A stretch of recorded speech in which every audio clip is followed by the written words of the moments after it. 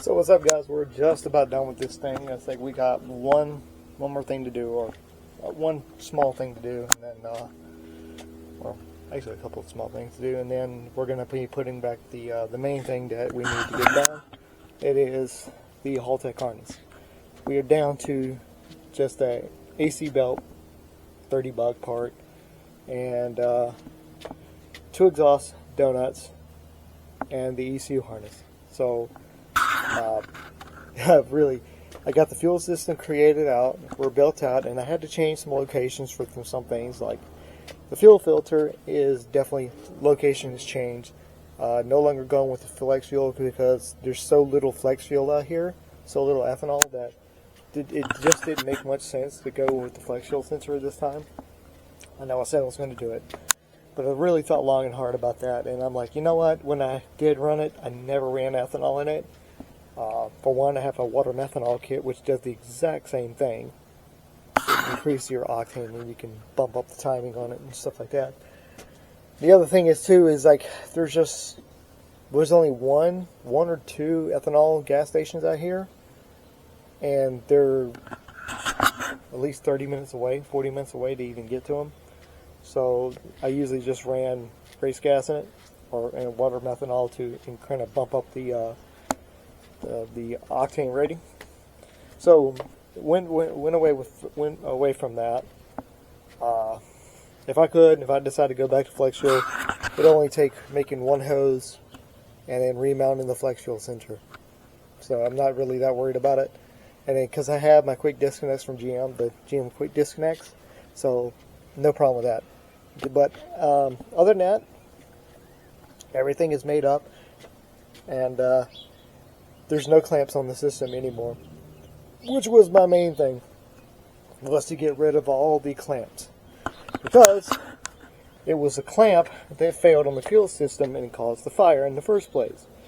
If there wasn't any clamps on the system, then it would probably be just fine and we'd still be driving this car, but that wasn't the case. So so we did some reworking on it, and now, because the other thing is too, they don't make a soft line in -3AN, which is what my fuel return line is sized for. -3AN, they don't make a -4 either. So I had to make a hard line for it. So what we have now is a fuel return system that's on a -3AN, basically brake line, and I had some laying around, so I was just able to make a new hard line for it, and it should be fine for that. It's only a very short run of -3AN, and we should be good. And I like the fact that it's hard line, and hopefully it doesn't leak when we go to fire it up or test fuel pressure system, because we still have to do all that to make sure that the fuel system works. I got to make the switch harness. I got to build the ECU harness to even test all this. I'm really hoping to get done by Fuel Fest, but I'm kind of running out of time, and I don't know. It's not really looking good. I might be able to squeeze by, but it's going to require some testing. I still got to do the brakes, make sure the brakes work.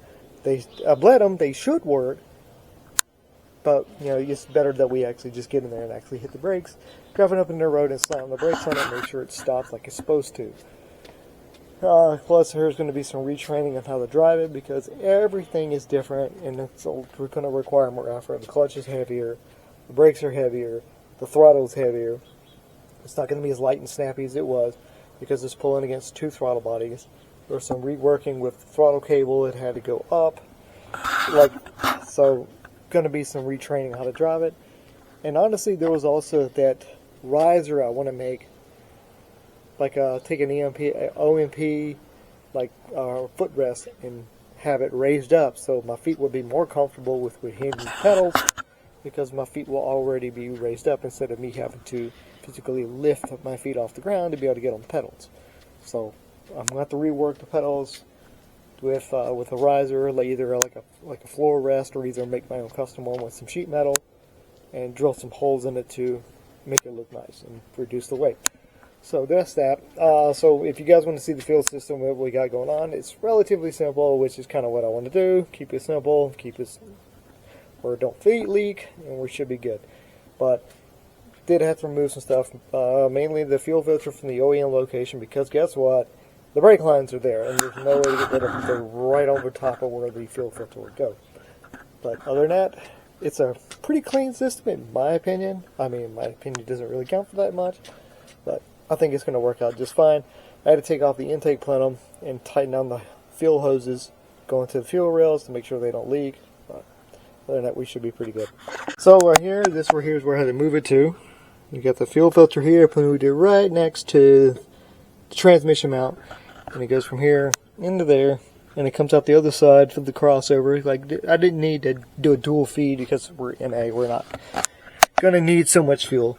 And then you can see here's my return line, comes from the fuel pressure, and it bleeds off, and then it goes to your fuel return line through our line, which I had to go with this particular size because they don't really make soft lines for that. So it is what it is. And here's the clutch. This right here was not done last time you guys saw a video from me. So it runs from here. There's a little fitting that goes into where the banjo bolt would go, and it's all tightened. And but pretty clean little setup going on here. And I had to move the throttle pedal way to clutch. Here's the original. And I patched up, put some RTV behind it, and then put 2 bolts, and then sealed that off so fire can't come through. And then dropped it way down here for the throttle pedal. So I had to do some shit. So now we have a fully functioning pedal box, so all the controls actually work now.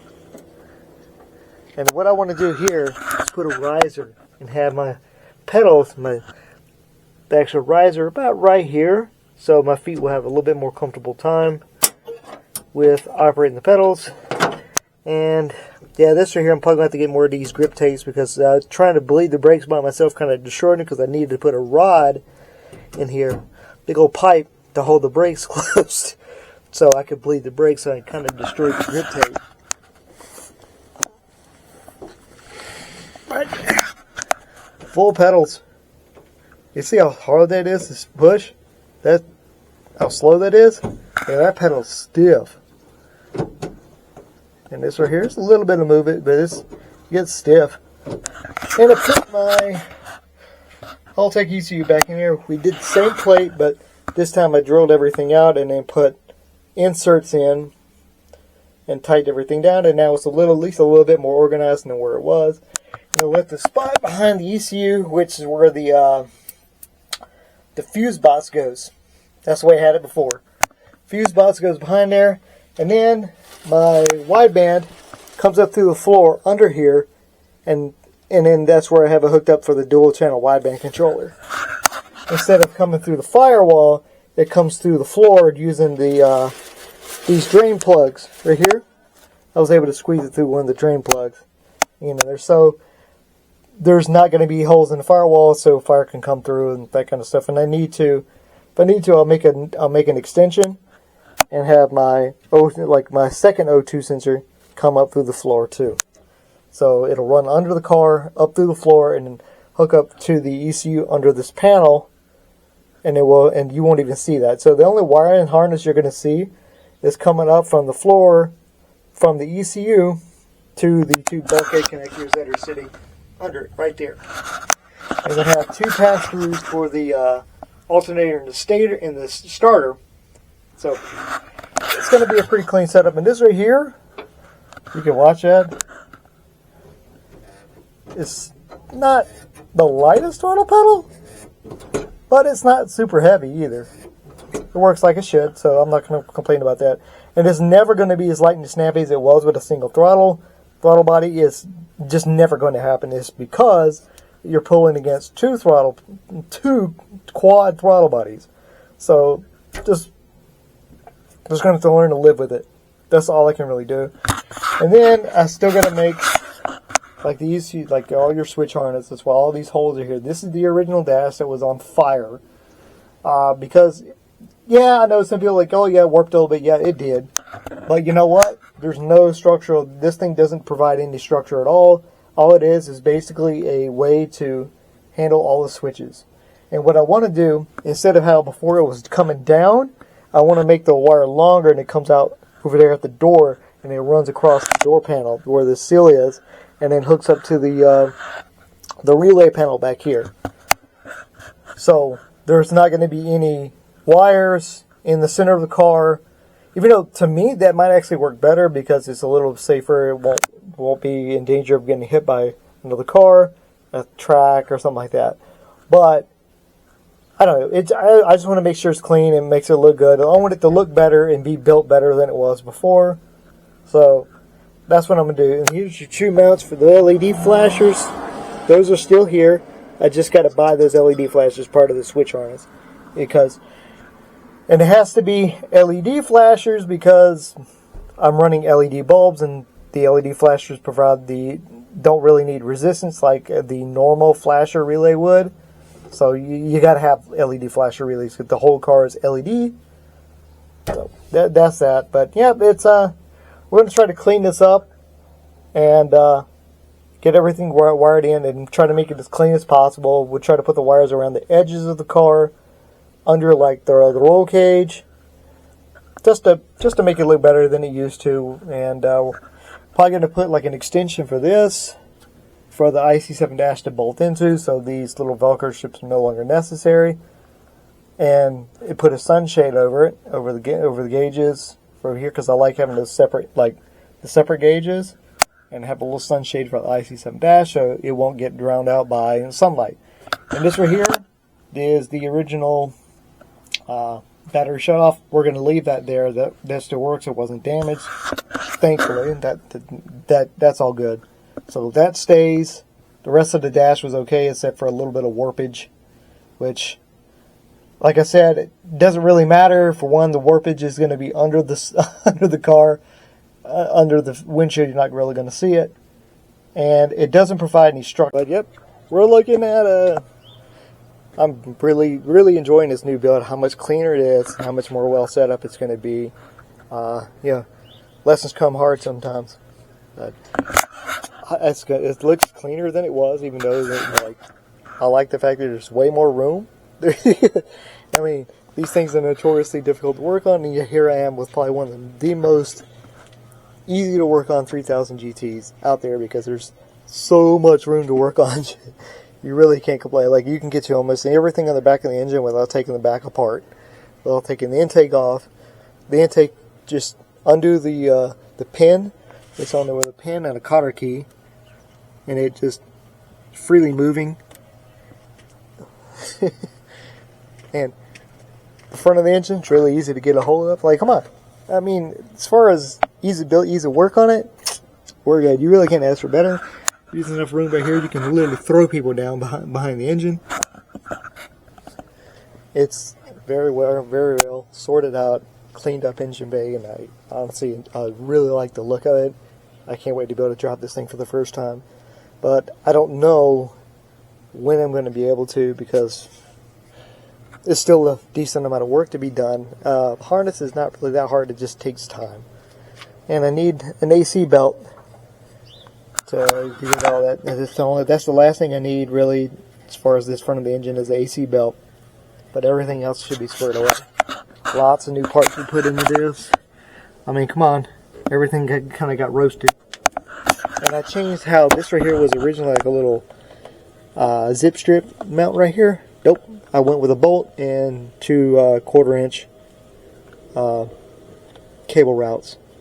These little Teflon things. So, because we had a problem with the wire bouncing up and almost getting caught by the cam gear, so now everything is cinched down and this cannot move. This right here is not correct. I've replaced this with a whole new upper timing cover that wasn't trimmed out to allow the cam gears to be adjusted, because this right here, below here, you're going to have to take that lower mount to get that get through the cam gears adjusted, but hopefully we don't need to, because everything is set up basically the way it was. It's like the only major difference I did with the engine is this. Trying to let more air into the engine, and hopefully we'll pick up some power from there and simplify down the fuel system. For now, this is the way we're just going to run it. I think we're going to be better off like that, because it was just the ethanol didn't really play any part in how I drove the car to begin with, so I figured Just keep it simple, stupid. Clean up the engine bay. We're good. Because I never ran ethanol in the car the whole time. It ran for like a year, 2 years after I built the engine the first time. 2 years it ran, no problem, and the engine was literally still running, but while the goddamn thing was turning and setting on fire, and had to turn everything off. So the engine is pretty fucking solid on these cars. And so it is what it is, man. We're gonna get this thing finished up, and I also cleaned up all the headers and stuff because they got sooted up pretty bad. But yeah, we still got to service the engine, service the transmission, and then get the engine. Once we get the engine harness in, we'll service everything up, clean it, put an oil filter in it, new transmission fluid, everything gets new in it. Do radiator fluid, radiator coolant, and we're just going to do that. So we're really close to getting this thing running again. It's taken me a long time, I know, but I'm not exactly rich and I don't have a lot of money to throw at it. So trust me, if I had the money, this car would have been done probably in March or April, but alas, I don't have that kind of money, so it took a long time to collect everything up and piece by piece get everything done. But honestly, in a way, I think it helped because I have a higher quality product coming out now than I ever did before. This thing is set up pretty well now. I'm happy with it. Happy with the work Chris Sadowski did with the roll cage. He did exactly what I wanted him to do. It looks phenomenal. All the things that I caused, the issues that I caused with the car have been solved, fixed, never had that problem again. And this should be a really solid car to even daily drive if I wanted to. Once everything gets sorted out, all the ECU harness, I'm really happy with how this car is turning out. Way better than it was before, where I was trying to figure everything out the first time and didn't have experience with it, and some of it should have been a lot better off. Like the roll cage, I should have never tried doing that myself. I'm like, I'll eventually get it. My issue was I just did not have the tools, and I had a pre-made kit that just did not fit anything.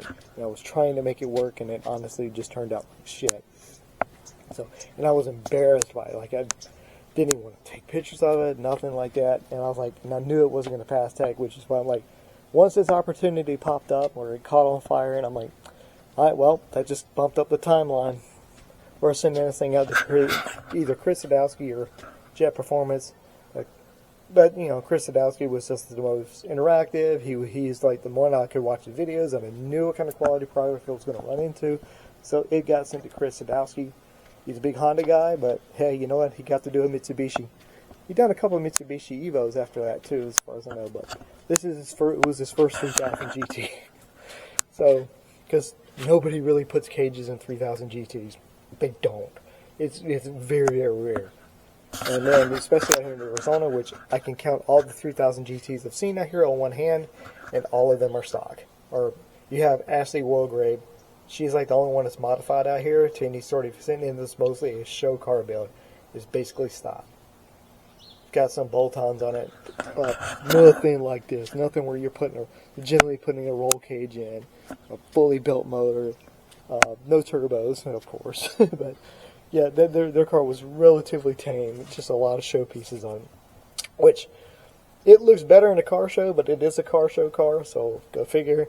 Mine will never win a car show, but at the same time, whenever I roll up to a car show, everybody stops to look. They're like, what the? So, but it's not a show car. Never was intended to be. I was hoping to make a track car out of it, and that's still the intention today, is to make a track car out of it. So, with that being said, I hope you guys still like and subscribe. I know this is not that big of a video. I've not a lot done, but I'm kind of stuck, and I apologize for that.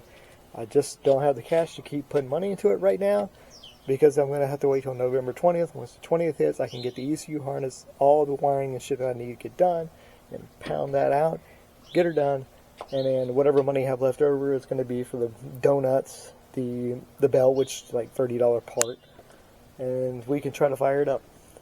But yeah, it's still going to take time. I don't know if I'm going to make it feel fast. I just really don't. Definitely should make it import face-off this year, though, for next year, because I'm really not that far away from getting it done. I just need to get it done. Oh yeah, well, that depends if the ECU still works, as we don't know for sure. I gotta wire everything up and then turn it on and see if everything still functions. It would suck to have to spend another $1,500 on a freaking Holotech ECU, which I'm hoping it won't be the case. If everything looks good, I turned everything off when the fire happened. I just started slamming switches down to turn it off. But don't know. It really depends, because even then it took me a couple seconds to actually like get moving and turn everything off. So I really don't know. I'm really hoping for the best here.